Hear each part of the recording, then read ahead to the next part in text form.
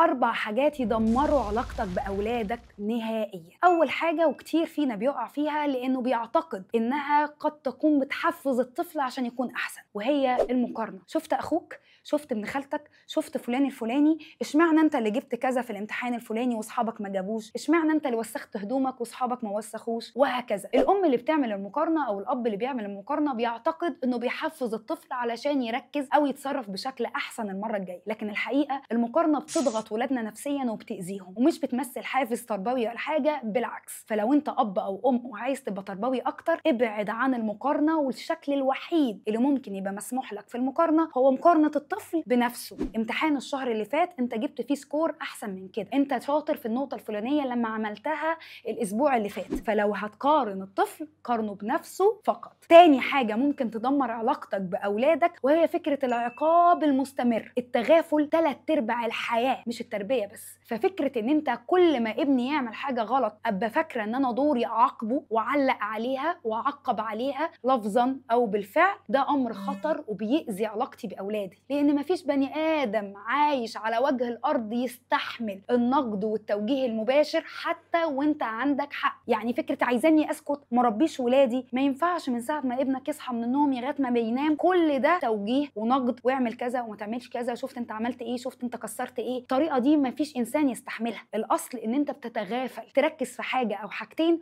وتسيب الباقي كأنك ما خدتش بالك. التغافل سر من أسرار نجاح علاقتك بأولادك. ثالث حاجة ممكن تدمر علاقتك بأولادك هي التجاهل. انك تطنش خالص ان ابنك زعلان او متغير او في مشكله عنده محتاج يتكلم فيها. التجاهل التام لاولادك دي مشكله كبيره. انت محتاج ان انت يبقى في صله بينك وبين اولادك على مستوى اللفظي وعلى مستوى الوقت اللي بتقضيه معاهم. النقطه الرابعه والاخيره اللي ممكن تدمر علاقتك باولادك هي التناقض. انك تعمل الحاجه وعكسها. مره تزعق بشكل رهيب جدا جدا على حاجه، وفي نفس الموقف ده وفي موقف مشابه تروح عامل موقف عكسه تماما. الحركه دي بتخلي الطفل مش فاهم انت ايه مبادئك في الحياه، مش فاهم ايه اللي بيرضيك وايه اللي ممكن ما يخلكش مراد، والامر ده بتخلي الطفل يحس بعدم الامان النفسي بينه وبينك. هو مش فاهمك، مش مطمن لك. خد بالك ان انت ما تكونش متناقض في التربيه، تقول حاجه وتعمل عكسها او تقول حاجه وعكسها على نفس الموقف في اوقات مختلفه.